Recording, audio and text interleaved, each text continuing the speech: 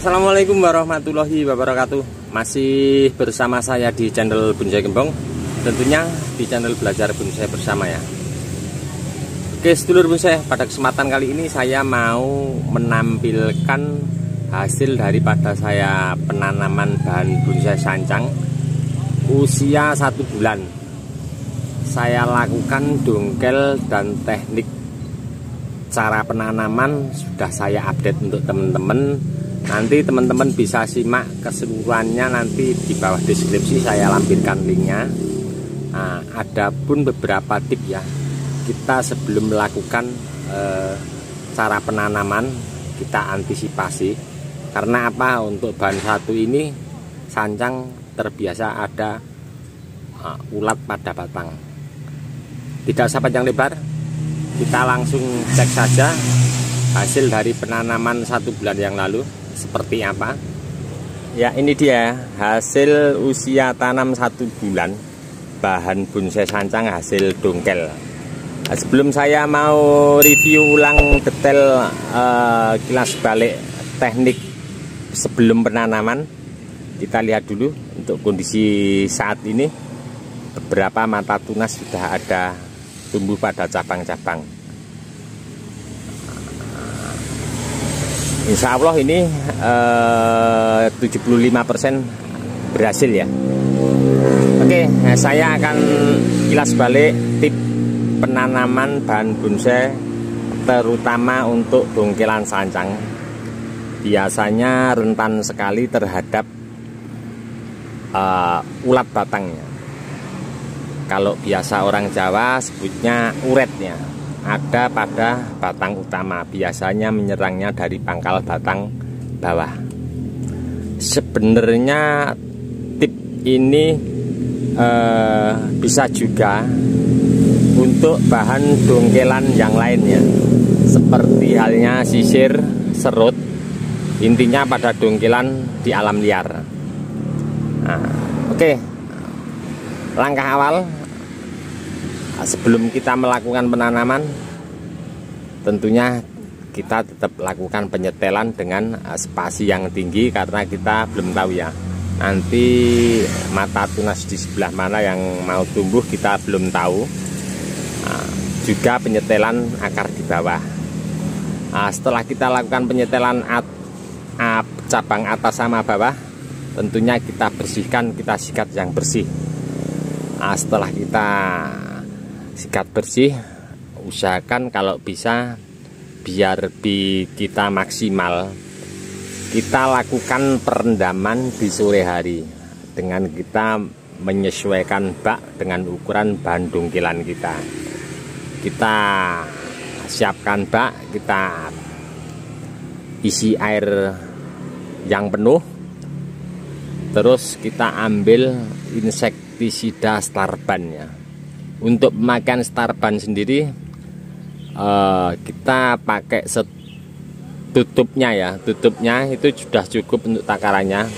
Untuk air 1 bak kita aduk, kita campur. Setelah itu kita rendam dongkelan bahan bonsai kita. Kita rendam, kalau bisa usahakan nyampe terendam full keseluruhan ya, dari akar bawah nyampe batang atas. Kalaupun tidak bisa kita rendam full, kita bisa kasih penutup plastik di atasnya rapat. Bertujuan kenapa? Biar bakteri atau hama apapun itu yang ada di tulang pada batang bahan dongkelan kita biar mati ya. Setelah itu paginya baru kita bongkar. Setelah kita bongkar, kita bilas lagi pakai air, kita sikat. Setelah itu kita jemur. Kalau sudah kering, benar-benar kering, kita lakukan pemberian salep kambium bekas potongan cabang di atas ataupun bekas potongan akar di bawah. Setelah pemberian salep kambium kering, kita bisa lakukan penjemuran lagi. Nah, setelah kita jemur benar-benar kering, salep kambium benar-benar kering, baru kita melakukan untuk penanaman. Media tanam perlu diperhatikan ya teman-teman. Saya ini pas banget, saya dapat media tanam yang saya inginkan ya. Saya pakai pasir ladu kali. Terlihat di sini sangat poros sekali. Untuk butiran kerikil kecil-kecilnya sangat membantu untuk keluar masuknya udara, oksigen sangat mudah. Nah, karena ini tanaman sama saja ini makhluk hidup, cuman bedanya ini tumbuhan dengan kita. Nah, full ini saya pakai pasir ladu kali yang poros tanpa saya campur sekam.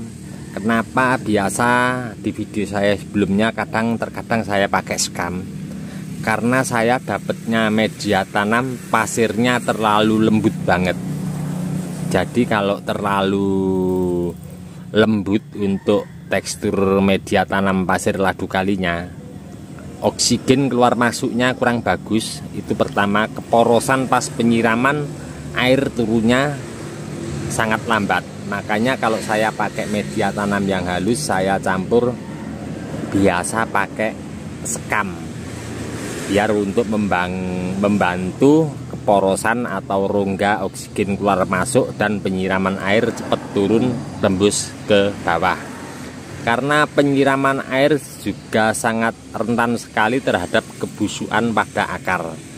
Di saat penyiraman terlalu over, sedangkan media tanam kita kurang poros, penyimpanan air terlalu becek, ini akan mengakibatkan kebusukan pada akar, bahkan mengakibatkan kematian atau kegagalan pada bahan dongkelan kita. Toh walaupun kadang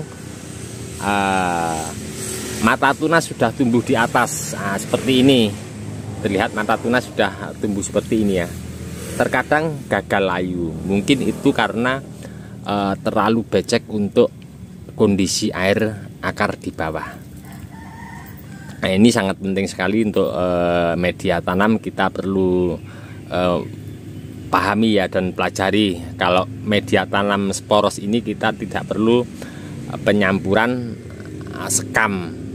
Kalau media tanamnya teman-teman itu halus lembut, kita perlu penyampuran sekam untuk membantu keporosan. Apalagi satu lagi, dicampur pakai pupuk kandang. Jangan sesekali untuk media tanam hasil dongkelan di alam kita pakai pupuk kandang. Karena apa? Untuk pupuk kandang belum berfungsi ya, karena di atas belum ada tumbuh tunas yang subur. Nah, kapan waktunya kita melakukan pemupukan? Nah, ini perlu sekali untuk teman-teman perhatikan juga, karena kita juga harus mempelajari anatomi sebuah tanaman bahan bonsai dongkel dari alam ya.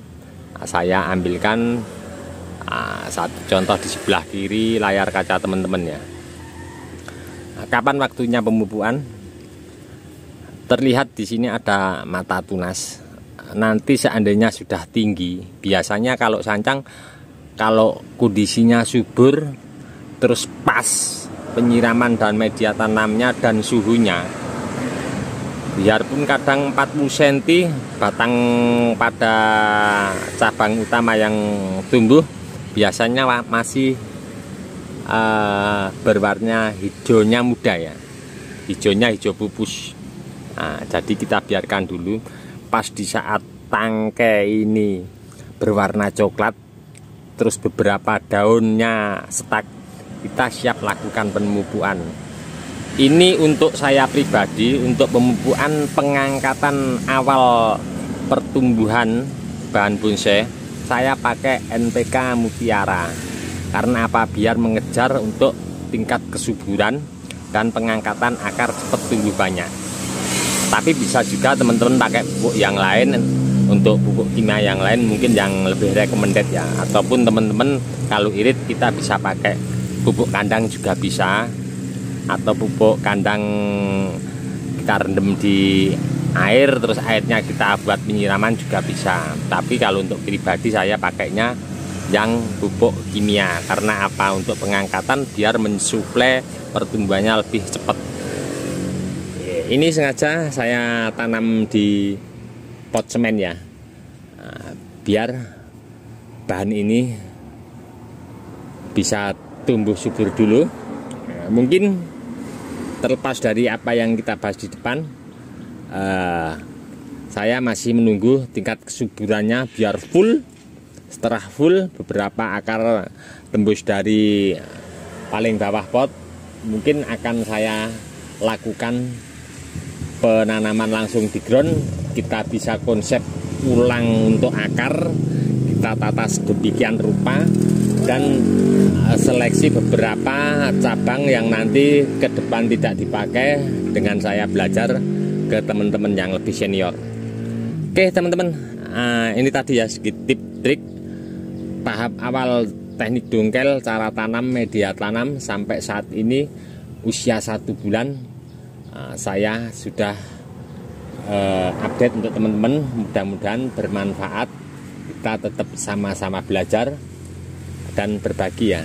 Apapun masukan dari teman-teman, saya akan selalu coba dan pakai di kebun ground. Karena kita tanpa praktek langsung di lahan ground, kita tidak tahu ya nanti ke depan seperti apa proses-proses yang kita lakukan. Cukup sekian dulu dari saya di channel Bonsai Gembong. Untuk teman-teman yang selalu menyimak mensupport video saya ucapkan banyak-banyak terima kasih. Tidak bisa saya sebutkan satu persatu.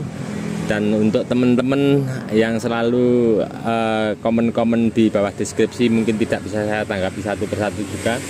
Saya mohon maaf, mungkin karena waktu juga keadaan. Salam satu hobi, salam budidaya. Assalamualaikum warahmatullahi wabarakatuh.